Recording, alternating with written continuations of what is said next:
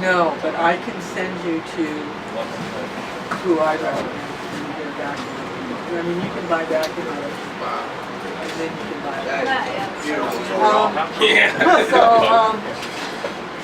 Is that the 2x6? Could you have John bring the chairs? What happened to the chairs? Yeah, I think this is the white bottle. If anybody wants to follow me this way, a couple Chairs! people.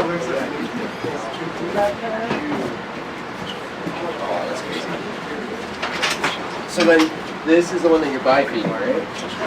Yeah, and this is Transformative. yeah, this is actually Beautiful. this is the first prototype, but we've gone through some changes since then. And this was the next one, Okay. which eliminated one of the overflow tubes. And now the next thing that we're going to do is to inject this column, instead of putting it here, bring it in right here, so it leaves a port open for a thermistor or whatever else you want to Amazing. stick down there. That's And then amazing. you can eliminate one, so you only have one sight glass for both your overflow. Thank you. That's beautiful. For both your overflow and so at any rate, there's some chairs if folks want to grab chairs. And then what Kaylin and I were just talking about. What did I steal his chair? Do you have? Sorry. Do you have a twin? Oh, come on. XYZ. What the fuck? See? Do you have a twin brother named Ram? There's some folks I know, Ram and Galen. And so, at any rate, what we were just talking about is the transforminator. These two. This was the first prototype. It's got. This is the injection line, and this is the overflow line. But since they were both coming from the lower part going to the upper part, it was only logical to join them together so that you would have only one overflow line. And now we're making another change to it to eliminate some more parts, to simplify it even more and make it more capable. So there's always changes going on. But given those changes, and we can talk about all of that later, this is the basic setup for the Mark III. Normally, of course, you would have your phone on the source that you've got to not to worry, I'll just keep your page.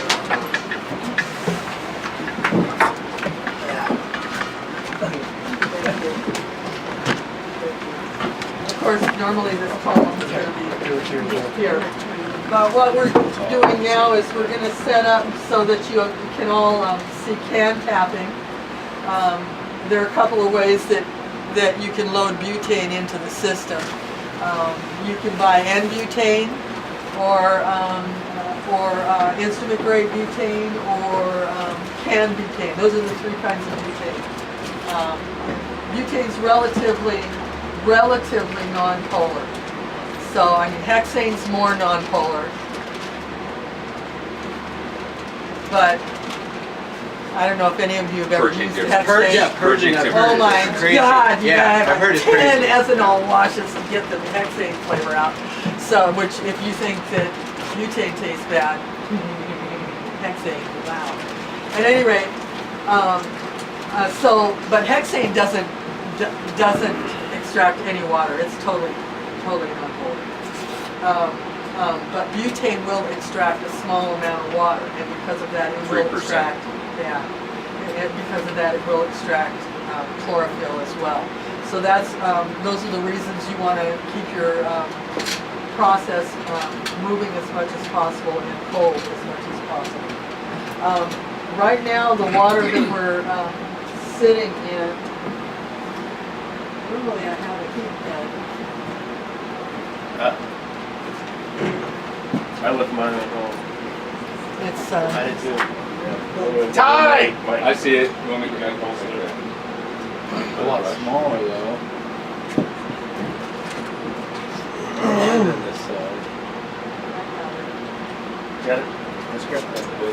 Yeah. Here we go. So right now we have it sitting in a hot bath because we're going to be gassing off butane. But first thing that you want to do when you come up to this system is you always want to make sure that it is not under pressure. So the first thing you want to do is check your vacuum gauge. And if you're under pressure, you want to release that pressure before you open anything up. If you're not under pressure, you want to at least equalize the pressure between the top portion of your system and the lower portion of your system, because you can separate these, right? I can close all of these valves, and now this whole bottom tank is all closed off. And actually, Ty's already pulled a vacuum on it, so this whole bottom portion is sitting under vacuum. If I close this valve, I can remove this end cap, put a column in here, and I'm still under vacuum in here, just not in this upper portion. So for those reasons, you always want to equalize your pressure between these two, the upper portion and the lower portion, before you open it up. If you open this upper portion under pressure, it's like a can. Seriously, will blow. Haven't you guys blown? No, I've had a gauge line. Well, actually, no. We think it wrapped around. It was a combo, so it wrapped around from 30 psi and was reading 0. So it was at about 100 psi when it was sent through the ceiling of our little shack. That'd be pretty scary. Yeah. Well, I put a rubber protector around the gauge earlier that day, so and I was nowhere near it when it happened. The guy who did it knew the gauge was lying, and yeah, it says 0. I don't know why it should be 0, but it says 0, and went ahead and tried to open it. So be careful, gauges can lie. Yes, and not only that, things can happen that you wouldn't normally think about. I never really thought too much about the system being dangerous under pressure until one day I came up to the machine. We hadn't extracted for a couple of days. It looked just like this. It had an end cap on here. This was open. No, this was closed. This was closed, and the gauge read 0. I opened it up. There was nothing in there. I figured I was good to go. All I needed to do was load a column. And when I started to loosen this clamp, I could feel it pressure and pulled back ever so slightly, right in time for this end cap to go flying by my face. Hair went with it as it flew right by my face and hit the ceiling. So the issue was that somebody had, while there was still butane and hash oil in the capture chamber, had this valve open and then closed the valve while there was pressure being built up in here, took the bottom stuff away, and now I had pressure built up between the valve and this end cap, and that's all it was.